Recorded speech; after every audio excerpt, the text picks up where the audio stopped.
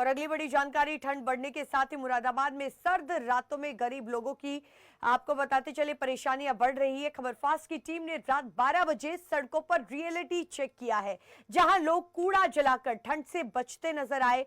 Kapoor company पुल के पास गरीब लोग कागज और कचरा जलाकर रात काटते दिखाई दिए। नगर निगम की ओर से अलाव की कोई व्यवस्था नहीं की गई, जिससे लोगों को कई परेशानियों का सामना करना पड़ रहा है। रैन बसेरों में आधार कार्ड और पैसे के अभाव में प्रवेश नहीं मिल पा रहा है। विकलांगों को ऊंचे बिस्तरों के कारण वहां पर रहना उनका मुश्किल हो रहा है। और टाउन हॉल के पास और बुध बाजार के इंपीरिया तिराहे पर लोग सड़क किनारे ठंड से ठिठुरते हुए दिखाई दिए। रोडवेज के रैन बसेरे में सुविधाएं तो ठीक थी, लेकिन अलाव की कोई व्यवस्था नहीं थी। खबर फास्ट की टीम आज मुरादाबाद में रियलिटी चेक करने के लिए सड़क पर उतरी है। आज मुरादाबाद में सड़कों पर देर रात क्या माहौल है और लोगों को किस तरह से इन सर्दियों में रातें गुजारनी पड़ रही हैं, इसी का रियलिटी चेक करने के लिए आज हम सड़कों पर हैं। तो ये है इंपीरियल तिराहा, बुध बाजार का ये एरिया है। यहाँ पर देखिए ये बाबा हैं और अपने इस ट्राईसाइकिल पर ही यहाँ पर लेटे हुए हैं। इनसे बात करेंगे। चाचा, क्या नाम है आपका और क्या करते हैं आप? मेरा नाम जी रामू है। जी।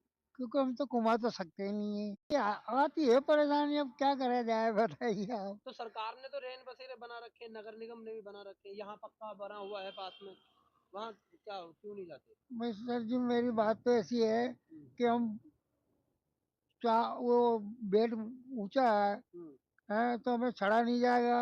हम किसी से कहेंगे कि भाई हमें चढ़ाओ फिर उतारो, इस वजह से हम नहीं जाते। देखिए ये वो है, हालांकि क्योंकि कहीं ना कहीं आत्मसम्मान एक बड़ी चीज है और वो वही वजह है कि वो जो बाबा हैं वो वहां नहीं जाते हैं, क्योंकि विकलांग हैं और इसी वजह से बार बार किसी कर्मचारी से कहना और उसके द्वारा वो काम ना करना, तो वो एक बड़ा सवाल खड़ा होता है। बात करेंगे। जी भाई, तो क्या नाम है आपका?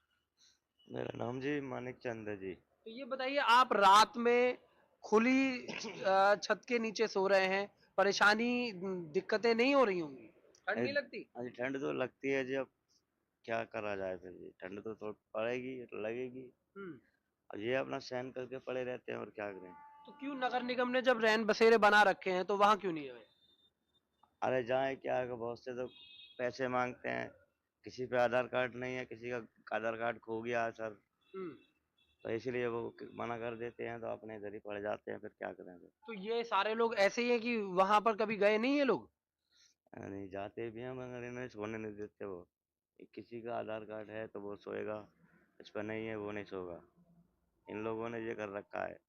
और फिर पैसे मांगते हैं फिर इन लोगों से, फिर हम पैसे कहाँ से लाएं? हाँ? अच्छा, ऐसे ऐसे लोगों हाँ, को नहीं सोने नहीं देते? नहीं नहीं, आधार कार्ड वालों को सोने देते हैं। अब जिसका मतलब सरकार में नाम गया हुआ है, उसका गुम हो गया, खो गया है आधार कार्ड, उसको भी मना कर देते हैं कि नहीं। नहीं, लेकिन वो तो सोने के लिए है, रात गुजारने के लिए है, तो आप कभी परेशानी नहीं बताते कि भाई हम पे आधार कार्ड नहीं है? बताते हैं फिर भी नहीं जाने देते, फिर भी मना करते हैं कि आधार कार्ड लाओ। तो देखिए, ये वो लोग हैं जिनके सामने कहीं ना कहीं परेशानियां तो हैं। हाँ, ये बात भी सही है कि नगर निगम की ओर से एक व्यवस्था की गई है कि जो भी वहां पर रुकेगा या जो भी रैन बसेरे में रहेगा उसके लिए आधार कार्ड जरूरी है। लेकिन अगर किसी की जान से ज्यादा आधार कार्ड की जरूरत मेरे हिसाब से नहीं हो सकती है। तो अगर इस तरीके की लापरवाही भी सामने आ रही है, और देखिए, क्योंकि सड़क के किनारे ये वो लोग हैं जो सो रहे हैं और जिनके लिए रैन बसेरे की व्यवस्था सरकार, शासन, प्रशासन की तरफ से की गई है, और से तैयारी रहती है। क्या लग रहा है इस बार? इधर कोई नहीं लगती है। नगर निगम 2 साल से अलाउ चला नहीं गया है, तो बिल्कुल नहीं जला रहा? बिल्कुल नहीं जला रहा है, कोई अवस्था नहीं है। हम कूड़ा कबाड़ इकट्ठा कर करके चलाते हैं, हम चौकीदार हैं यहाँ के। क्या कहेंगे नगर निगम से? क्या कहना है कि हर बार व्यवस्था होती थी? नगर निगम से यही कहना है मुझे कि हर बार जी, अलाउ की व्यवस्था होती थी, लेकिन इस बार नहीं हुई है। और सर्दी खूब जोरों से पड़ रही है। हम यहाँ बैठे हैं आपके सामने, हम खुद ही आग जला रहे हैं, हम यहाँ के चौकीदार हैं। आबकारी भवन के ठीक सामने तो ये कहाँ से आपने व्यवस्था ये- की, ये बांस कहाँ से? ये हम ऐसे ही इकट्ठा कर करके इकट्ठा कर करके सड़कों पर कूड़ा कबाड़ बीन करके जला रहे हैं। ये भाई साहब भी ऐसे यहाँ पर बैठेंगे। देखिए अभी अब मैं आपको बता भाई साहब, यहाँ ऐसे ही बैठे रहेंगे अब? हाँ, अभी फिलहाल तो ऐसे बैठेगी, तो फिर जब ये आग ये बंद हो जाएगी तब क्या करेंगे? चले जाएगी। किस तरह की व्यवस्था है? अभी कहीं पर लकड़ियाँ मिली नहीं आपको जलाने के लिए? अभी कुछ नहीं मिला। जो लकड़ी आती है वो लोगों के घरों में पहुंच जाती है हर साल। इस बार कहीं रखी गई है? नहीं, अभी नहीं। क्यों जला रही हो इसको भाई? अभी कुछ नहीं।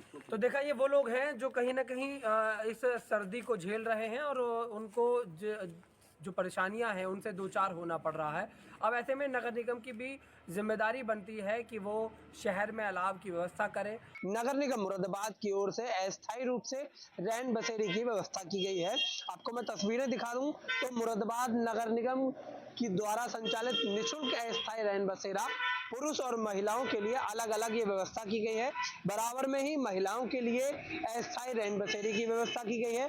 ये वो व्यवस्था है क्योंकि हर साल नगर निगम की ओर से व्यवस्थाएं की जाती हैं और ये देखा जाता है कि यदि किसी को रात गुजारने में, क्योंकि सर्दी का सितम है और लोगों को रात गुजारने में परेशानी ना हो, ऐसी स्थिति में यहाँ पर लोग आकर रुकते हैं और अपने रात गुजारने के बाद में वो यहाँ से अपने गंतव्य की ओर रवाना हो जाते हैं, जिससे कि किसी को भी जान का खतरा ना हो।